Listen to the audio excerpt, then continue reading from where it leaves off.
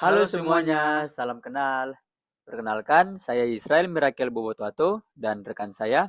Everton Antonius Salibana, Kami berdua dari SMA SMA Bokri Bokri 2 2 Yogyakarta. Yogyakarta. Nah, dalam rangka mengikuti lomba peneliti belia yang diselenggarakan di Jogja, kami mengangkat penelitian dengan judul Optimalisasi Hilirisasi Tembaga, Emas, dan Perak sebagai komoditas prioritas dalam meningkatkan nilai tambah dan ketahanan ekonomi nasional. Studi kasus kami berfokus pada produksi PT Freeport Indonesia.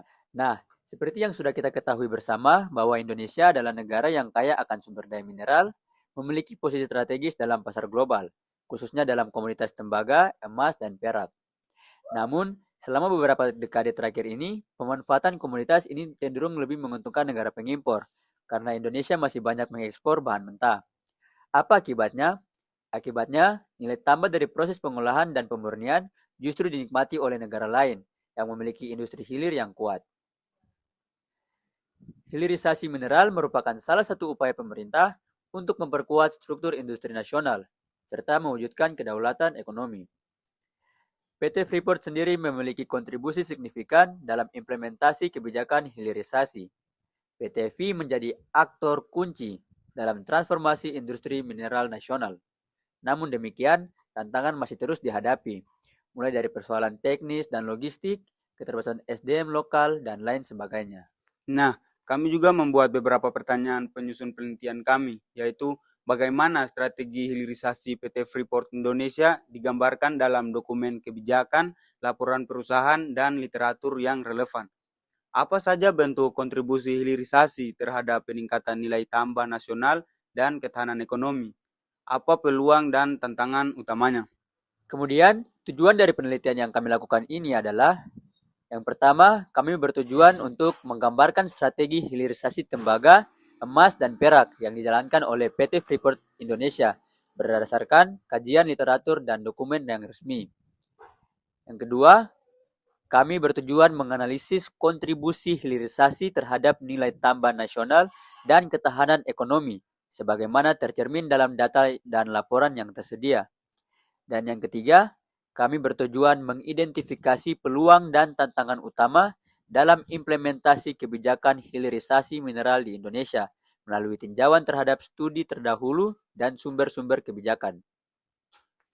Kami juga membuat hipotesis di mana jika kebijakan hilirisasi diterapkan secara konsisten dengan dukungan kebijakan fiskal, regulasi yang berpihak, serta pembangunan infrastruktur dan teknologi yang memadai, maka hilirisasi tembaga, emas, dan perak akan mampu meningkatkan nilai tambah komoditas nasional, memperluas lapang kerja, memperkuat ketahanan ekonomi, dan meningkatkan daya saing industri Indonesia di pasar global. Selain itu, metode penelitian yang kami gunakan adalah metode kualitatif deskriptif dengan pendekatan studi literatur, di mana kami tidak melibatkan pengumpulan data lapangan secara langsung karena keterbatasannya waktu.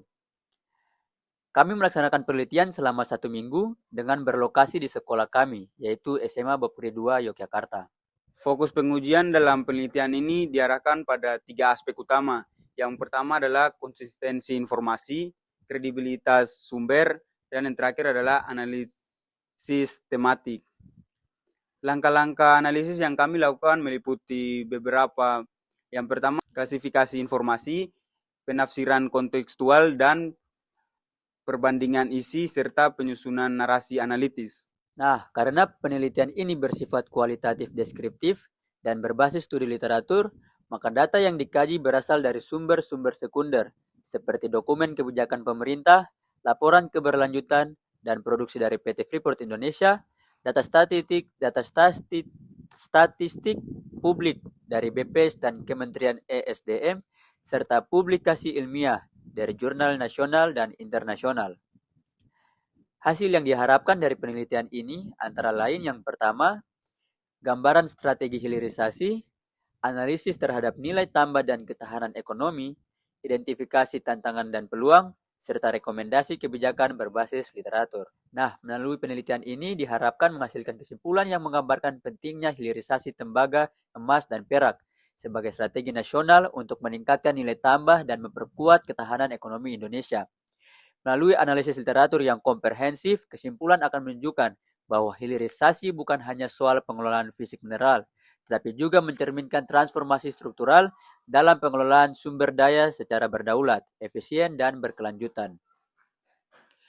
Studi ini juga diharapkan menegaskan bahwa strategi hilirisasi yang dilakukan oleh PT Freeport Indonesia apabila didukung oleh kebijakan yang konsisten, infrastruktur yang memadai, serta partisipasi masyarakat lokal dapat menjadi model bagi pengembangan industri nasional yang inklusif. Dengan ini, kami harap penelitian berbasis kualitatif deskriptif yang kami laksanakan dengan menggali informasi program hilirisasi yang dilakukan oleh PT Freeport Indonesia yang mana menjadi perusahaan tambang terbesar di dunia saat ini dapat diketahui oleh banyak kalangan masyarakat, di mana PT Freeport menjadi aktor kunci dalam transformasi industri mineral nasional. Terima kasih.